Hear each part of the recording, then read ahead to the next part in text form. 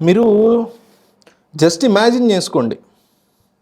Pakistan occupied Kashmir పీఓకేలో ఉన్నటువంటి ప్రజానీకం అంతా కూడా కాశ్మీర్ వైపు వేలాది మంది తరలి తరలి పరుగుల మీద వచ్చేస్తే, అదే టైంలో కార్గిల్ గేట్లని ఓపెన్ చేస్తే భారతదేశం వీసాలు లేకుండా, పాస్పోర్టులు లేకుండా, మా దేశం మేము ఇక్కడే ఉంటాం, మాకు అసలు పాకిస్తాన్ వద్దు మొర్రో అని వేలాది మంది పరుగున గనక భారత్లోకి అడుగు పెడితే, పాకిస్తాన్ ఆక్యుపైడ్ కాశ్మీర్లోంచి, అది కూడా మందే అని మన దేశం ఎప్పుడు చెప్తూ ఉంటుంది, అట్లాంటి ప్రాంతం నుంచి పాకిస్తాన్ ఆక్యుపై చేసిన కాశ్మీర్ అంటే సో పాకిస్తాన్ కిందకే కాబట్టి, పాకిస్తాన్లోంచి ఇండియాలోకి వేల మంది వచ్చేస్తే సిచ్యువేషన్ మీకు ఎట్లా ఉంటుందనేది ఒక్కసారి మీరు ఊహించుకోండి.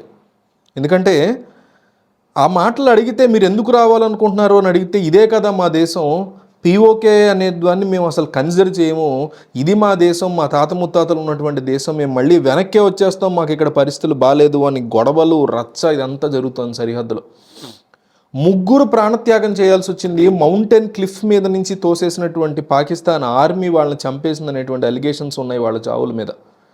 అయితే ఈరోజు వీళ్ళ 3 చావుకి సంబంధించినటువంటి ఫ్యూనరల్ పొజిషన్ జరుగుతున్నటువంటి టైంలో పాకిస్తాన్ ఆర్మీ మీద ఈ పీఓకేలో భారత్కే వెళ్ళిపోతాం అనేటువంటి జన సమూహం అంతా కూడా తిరగబడినటువంటి పరిస్థితి, తిరుగుబాటు స్టార్ట్ అయింది. అసలు ఎందుకు ఇంత సడన్గా ఎందుకు పాకిస్తాన్ ఆక్యుపైడ్ కాశ్మీర్ పీఓకే నుంచి భారతదేశం మీద ఇంత ప్రేమ వీళ్ళకి ఇంత సడన్గా ఎందువల్ల పుట్టుకొచ్చింది?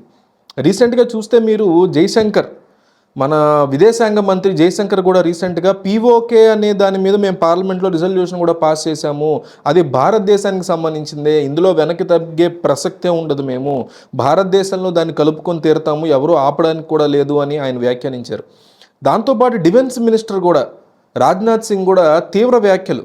ఏ రకంగా అంటే, భారతదేశం గనక పీఓకేని వెనక్కి తెచ్చుకోవాలి అంటే మేము ఆర్మీని ఉపయోగించాల్సిన పని లేదు, ప్రజలలో వస్తున్నటువంటి ఆ తిరుగుబాటు ఏదైతే ఉందో దాన్ని యునైటెడ్ నేషన్స్ ఆపలేదు, పాకిస్తాన్ ఆపలేదు, చైనా ఆపలేదు, ఎవ్వరూ ఆపలేదు, ప్రజలంతా వాళ్లే వచ్చి మీ ఇండియాలో కలిసిపోతాం, ఇది పాకిస్తాన్ ఆక్యుపైడ్ కాశ్మీర్ అనే నినాదంతో వాళ్లే తెర మీదకి రాబోతున్నారంటూ కూడా రాజ్నాథ్ సింగ్ రీసెంట్గా వ్యాఖ్యానించినటువంటి పరిస్థితి.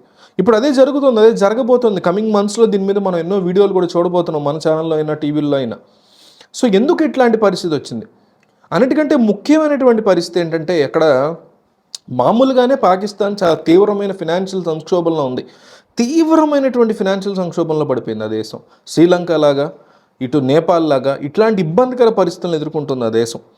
ఇట్లాంటి సిచ్యువేషన్స్ నడుమ ఈ పీఓకే ప్రాంతంలో మీకు ఎలక్ట్రిసిటీని తయారు చేస్తారు. ఇక్కడ ఉన్నటువంటి వాటర్స్ ఉపయోగించి, సోలార్ ఉపయోగించి ఎలక్ట్రిసిటీని వీళ్ళు ఇక్కడ ప్రొడ్యూస్ చేస్తారు.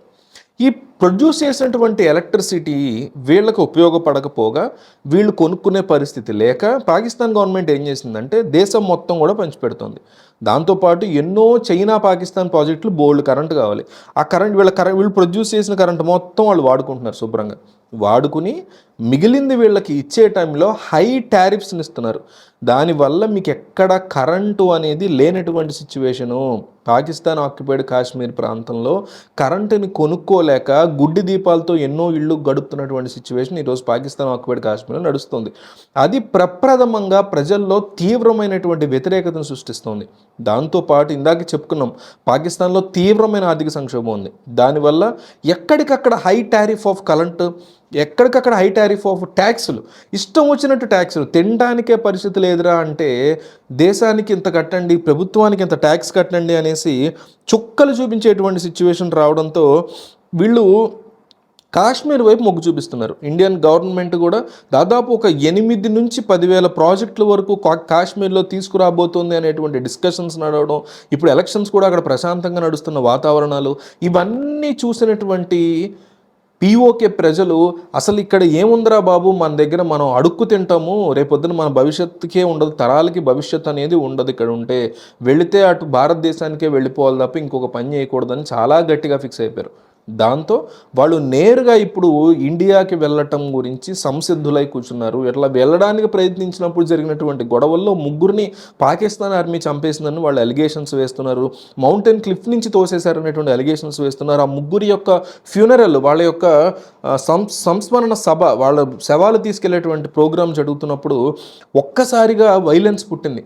దాంట్లో ఆ ఫ్యూనరల్ పొజిషన్లో ఉన్నటువంటి ప్రజానీకం అంతా కూడా పాకిస్తాన్ ఆర్మీ, మీరు మా శత్రువులు, మీ వల్లే వీళ్ళు చనిపోయారు, మా వాళ్ళు, మేము వెళ్ళిపోతాం భారతదేశం అంటూ కూడా రకరకాల రచ్చ చేసేటువంటి పరిస్థితి జరుగుతుంది.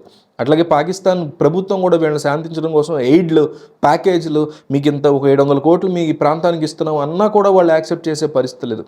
ఎందువల్ల అంటే ఇక్కడ ఉండేటువంటిది షియా ముస్లింలు. ఈ పాకిస్తాన్ ఆక్యుపైడ్ కాశ్మీర్ అంతా కూడా అహ్మదియాస్ అంటారు. ఈ అహ్మదియాస్ ఉన్నటువంటి ప్రాంతం.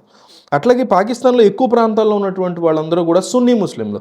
సో ఎలా అయితే హిందువుల్లో డివిజన్ ఆఫ్ క్యాస్ట్లు ఉంటాయో, క్రిస్టియానిటీలో డివిజన్ ఆఫ్ డిఫరెన్సెస్ ఉంటాయో, అట్లాగే ప్రతి మతంలో ఎట్లా ఉంటాయో ముస్లిమ్స్లో కూడా ఒకళ్ళని తక్కువ చూడటం, ఒకళ్ళని ఎక్కువగా చూడటం, అల్టిమేట్గా డబ్బు ప్లే చేస్తుంది రోల్. బట్ స్టిల్ ఎన్నోసార్లు హిందూయిజంలో కూడా దళితులను తక్కువగా చూడడం, క్రిస్టియానిటీలో కూడా దళితులను తక్కువగా చూడడం, కన్వర్టెడ్ని తక్కువగా చూడడం జరుగుతుంటాయి కదా. అట్లాగా ఈ షియా ముస్లింలని సున్నీ ముస్లిం చాలా తక్కువగా చూడడం, అహ్మదీయులకి మనం ఏంటి డబ్బులు ఇచ్చేది, వాళ్ళని అణగారిన వర్గాలు వాళ్ళు ఇంకా తొక్కాలనే ఉద్దేశంతో పాకిస్తాన్ నుంచి పెద్దలు ఎవరైతే ఉంటారో వాళ్ళే, అంటే ఒక రకమైనటువంటి ఫేసిజం నడుస్తుంటుంది ఈ మెంటాలిటీస్లో. సో వాళ్ళు ఇంకా రిలీజ్ చేసినటువంటి ఆ ఎయిడ్స్ని యాక్సెప్ట్ చేయలేకపోవడం, ప్యాకేజీని తీసుకోలేకపోవడం, దీని బదులు మేము హ్యాపీగా మా దేశం వెళ్ళిపోతామంటూ తిరగబడేటువంటి సిచ్యువేషన్. దానివల్ల ఏమైందంటే ఈరోజు సివిల్ వార్ అనేది సృష్టించబడుతుంది పాకిస్తాన్లో. మీకు ఆల్రెడీ శ్రీలంకలో నడిచింది, నేపాల్లో నడిచింది, ఇప్పుడు పాకిస్తాన్లో ఒక రకమైనటువంటి బార్డర్ దగ్గర సివిల్ వార్. మేము వెళ్ళిపోతాం, మాకు వీసాలు వద్దు, పాస్పోర్ట్లు వద్దు, అదే మా దేశం, మేము వెళ్ళి కాశ్మీర్లో తలదాచుకుంటాం, అక్కడ బతుకుతాం, అక్కడ ప్రాజెక్టులు వస్తున్నాయి, మా పిల్లల భవిష్యత్తులు అక్కడ బాగుంటాయి అనేసి వాళ్ళంతా కూడా గొంతు చించుకుని ముక్తకంఠంతో అరుస్తున్నటువంటి సిచ్యువేషన్. సో దీని మీద మీరు ఏమనుకుంటున్నారో అభిప్రాయం తెలియజేయండి. ఈ వీడియోని వీళ్ళంత ఎక్కువ మంది మీ వాట్సాప్ స్టేటస్లో పెట్టండి. చాలామందికి తెలియదు ఇట్లాంటి టాపిక్స్, కాబట్టి తెలియజేయాల్సినటువంటి బాధ్యత మనకుంది. గుర్తుపెట్టుకోండి, వీడియో చూసి వెళ్ళిపోద్దు, కంపల్సరీ షేర్ చేయండి.